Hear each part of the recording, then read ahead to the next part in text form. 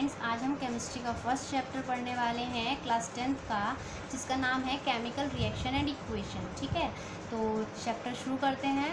Chemical reaction क्या होता है?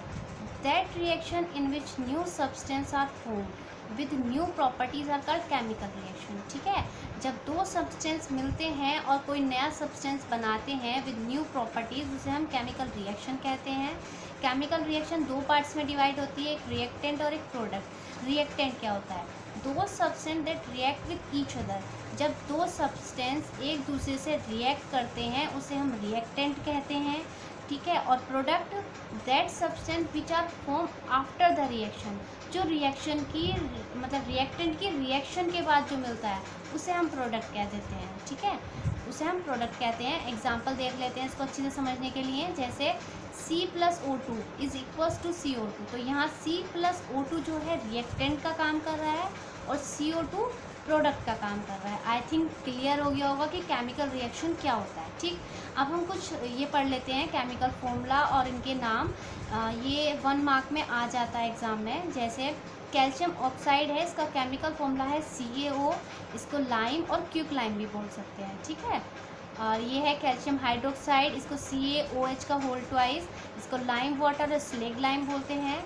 सोडियम हाइड्रोक्साइड को NaOH, इसको कास्टिक सोडा बोलते हैं। कैल्शियम कार्बोनेट CaCO3, इसको लाइमस्टोन बोलते हैं। कैल्शियम हाइड्रोजन कार्बोनेट NaHCO3, इसको बेकिंग सोडा बोलते हैं। सोडियम कार्बोनेट Na2CO3, इसको वॉशिंग सोडा बोलते हैं। ठीक, अब हम पढ़ते हैं कैरेक्टरिस्टिक्स ऑफ केमिकल रिएक्शन। जब केमिकल रिएक्शन होती है तो उसमें कुछ ना कुछ चेंजेस ज़रूर होते हैं। ठीक है, चाहे वो गैस प्रोड्यूस करे या प्रिसिपिटेट फॉर्म करे या टेम्परेचर में चेंज करे, कलर में चेंज करे या स्टेट में चेंज करे। तो हम एक एक करके ये टॉपिक पढ़ेंगे पांचों। तो शुरू करते हैं। फर्स्ट टॉपिक है हमारा evolution of gas. Evolution of gas क्या होता है? जब कोई मेटल रिएक्ट करता है हाइड्रोजन गैस के साथ तो वो पॉप साउंड प्रोड्यूस करता है बर्निंग पर। ठीक है, एग्जाम्पल देखते हैं। जैसे यहाँ एग्जाम्पल है, when metal carbonate metal treat कर रहा है मैग्नीशियम ट्रीट कर रहा है HCl के साथ, तो क्या बन रहा है? मैग्नीशियम क्लोराइड बन रहा है और हाइड्रोजन गैस निकल रही है। तो यहाँ क्या हो रहा है? इवोल्यूशन हो रहा है हाइड्रोजन गैस का। तो इससे क्या पता चल रहा है कि केमिकल रिएक्शन भी हो रही है और उसमें चेंजेस भी हो रहे हैं। तो क्या हो रहा है? इवोल्यूशन हो रहा है हाइड्रोजन गैस का। एक नीचे और एग्जाम्पल दिया है, जैसे जब मेटल कार्बोनेट और बाइकार्बोनेट रिएक्ट करेगा एसिड के साथ तो वो क्या बनाएगा? सॉल्ट बनाएगा, वाटर बनाएगा और CO2 गैस बनाएगा। ये नीचे केमिकल इसकी इक्वेशन दे रखी है, तो पढ़ लेते हैं कि पता कैसे चलेगा कि CO2 निकल रही है, कोई और सी गैस निकल रही है। जैसे जो CO2 गैस होती है वो हिसिंग साउंड प्रोड्यूस करती है। ठीक है, और ये टर्न कर देती है लाइम वाटर टू मिल्की। इसको अगर पास किया जाए CO2 को लाइम वाटर में तो मिल्की में चेंज कर देती है। ठीक, नेक्स्ट टॉपिक है हमारा फॉर्मेशन ऑफ प्रिसिपिटेट। जब कोई भी कभी कभी ऐसा होता है कि रिएक्शन जो होती है वो सॉलिड पार्ट के साथ होती है, वो पानी में डिजॉल्व नहीं होते, तो वो क्या? प्रिसिपिटेट फॉर्म करते हैं। ठीक, जैसे एग्जांपल है PbNO3, उसको रिएक्ट करेंगे Ki के साथ तो क्या बनाएगा? PbI2 + KNO2। क्योंकि लेड जो है एक सॉलिड फॉर्म है, वो वाटर में डिजॉल्व नहीं हो सकती, इसलिए वो प्रिसिपिटेट की फॉर्म में रिएक्शन करती है। ठीक है, चेंज इन टेम्परेचर। अब चेंज इन टेम्परेचर भी दो तरीके से हो सकती है, एक एक्सोथर्मिक और एंडोथर्मिक। ठीक है, एक्सोथर्मिक क्या होता है? That reaction in which heat is release. जब हीट रिलीज होती है उसे हम एक्सोथर्मिक कहते हैं। ठीक है, जैसे एग्जांपल है CaO + H2O। तो ये एक दूसरे से रिएक्ट कर रहे हैं, क्या बना रहे हैं? कैल्शियम हाइड्रोक्साइड बना रहे हैं और क्या कर रहे हैं? हीट निकाल रहे हैं, मतलब रिलीज हो रही है हीट। तो ये कौन सा प्रोसेस हो गया? एक्सोथर्मिक प्रोसेस हो गया। ठीक है, यहाँ क्या हो रहा है? चेंज हो रहा है हीट का। अब दूसरा टॉपिक है एंडोथर्मिक। जब कोई भी रिएक्टेंट या कोई भी रिएक्शन से पहले वो हीट ले रहा है, तुम्हें देनी पड़ रही है उसको हीट, वो हीट एब्जॉर्ब कर रहा है, तो उसको हम एंडोथर्मिक रिएक्शन बोलते हैं। जैसे कि कैल्शियम कार्बोनेट को रिएक्ट कराना है, रिएक्शन करानी है, तो उसे हीट देनी पड़ेगी, तभी वो कैल्शियम ऑक्साइड और कार्बन डाइऑक्साइड में चेंज होगा। तो ये क्या है हमारा? Change in temperature. क्या हो रहा है? यहाँ टेम्परेचर में चेंज हो रहा है। किसके थ्रू हो रहा है? हीट के थ्रू चेंज हो रहा है। ठीक, फिर है हमारा फोर्थ टॉपिक है चेंज इन कलर। अब कलर में कैसे चेंज होगा? जब सिट्रिक एसिड ट्रीट करेगा KMnO4 मतलब पोटेशियम परमैंगनेट के साथ, तो वो कलरलेस हो जाएगा।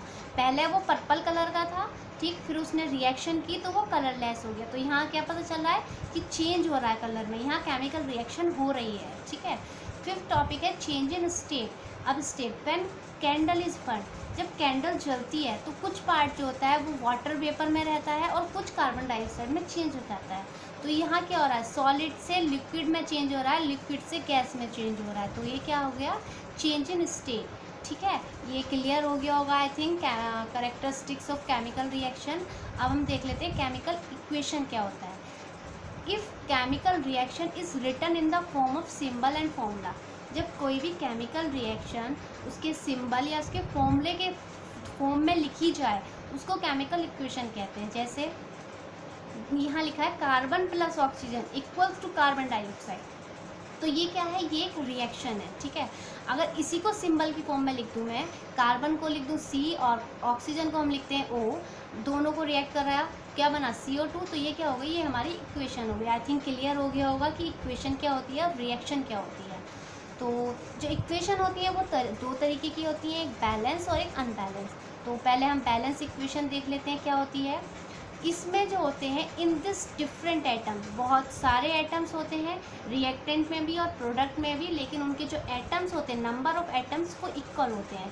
जैसे एग्जांपल देख लेते हैं, यहाँ जैसे नीचे देखो C+O2 इक्वल टू CO2, तो यहाँ कार्बन का एटम कितना है 1, तो प्रोडक्ट में भी 1 है, और ऑक्सीजन का इधर रिएक्टेंट में 2 है तो प्रोडक्ट में भी 2 है। तो ये क्या है, ये एक बैलेंस इक्वेशन है। अनबैलेंस इक्वेशन वो होती है जिसमें रिएक्टेंट और प्रोडक्ट के जो नंबर ऑफ एटम्स होते हैं वो अनइक्वल होते हैं, ठीक है। तो और अनइक्वल बैलेंस को बैलेंस प्रूफ करने के लिए law of conservation of mass का यूज़ होता है। केमिस्ट्री का बहुत इंपॉर्टेंट टॉपिक है ये।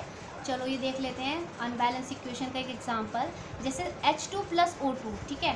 तो यहाँ H के कितने हैं, H के 2 एटम हैं, और प्रोडक्ट में कितने हैं, प्रोडक्ट में भी 2 हैं। ऐसे ही रिएक्टेंट में कितने हैं, ऑक्सीजन के 2, और प्रोडक्ट में कितने हैं 1। तो ये क्या हो गई, ये अनबैलेंस इक्वेशन हो गई, ठीक है। और कुछ ये है अनबैलेंस इक्वेशन जो होती है उसको स्केलेटन इक्वेशन भी कहते हैं, ठीक। ये याद रखना, कभी अनबैलेंस की जगह स्केलेटन लिखा हुआ आ जाए और तुम लोग डर जाओ। तो नीचे ये 2 रिएक्शन दे रखी है अनबैलेंस, इसको हम बैलेंस करेंगे, ठीक है। अब बैलेंस कैसे करेंगे, एक बार ट्राई करो तुम लोग भी।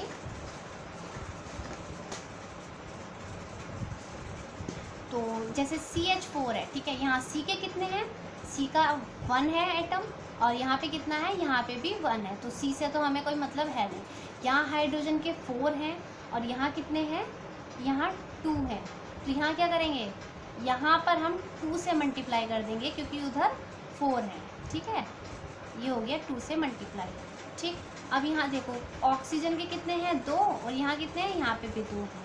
तो ये क्या हो गई हमारी, ऑक्सीजन के 2 हैं और इधर 2 हैं, तो कितने हो गए, 4 हो गए ना। तो ये यहाँ पे 2 से मल्टीप्लाई कर देंगे, तो ये इक्वेशन हो गई है बैलेंस हमारी। ऐसे ही नीचे वाली इक्वेशन देख लेते हैं, जैसे Fe है, Fe के कितने हैं, 3, तो यहाँ पे 3 से मल्टीप्लाई कर देंगे, ठीक। अब यहाँ हाइड्रोजन के कितने 2, यहाँ पे भी 2 हैं, तो इससे कोई मतलब नहीं लेना। अब जैसे ऑक्सीजन है, यहाँ ऑक्सीजन का 1 है, यहाँ 4 है, तो क्या करेंगे, यहाँ 4 से मल्टीप्लाई कर देंगे, ठीक है। सॉरी, 4 से मल्टीप्लाई किया। अब हाइड्रोजन के आप देख रहे हो 8 हो गए हैं, ठीक है। तो यहाँ क्या करेंगे, यहाँ पर हम 4 से मल्टीप्लाई कर देंगे हाइड्रोजन को बैलेंस करने के लिए। तो ये हो गई हमारी अनबैलेंस इक्वेशन से बैलेंस इक्वेशन, ठीक है। ये आधा चैप्टर है, आधा चैप्टर हम नेक्स्ट वीडियो में पढ़ेंगे। तो अगर वीडियो समझ में आया हो तो लाइक करो, और मेरे चैनल पर नए हो तो चैनल को सब्सक्राइब करो। Thank you.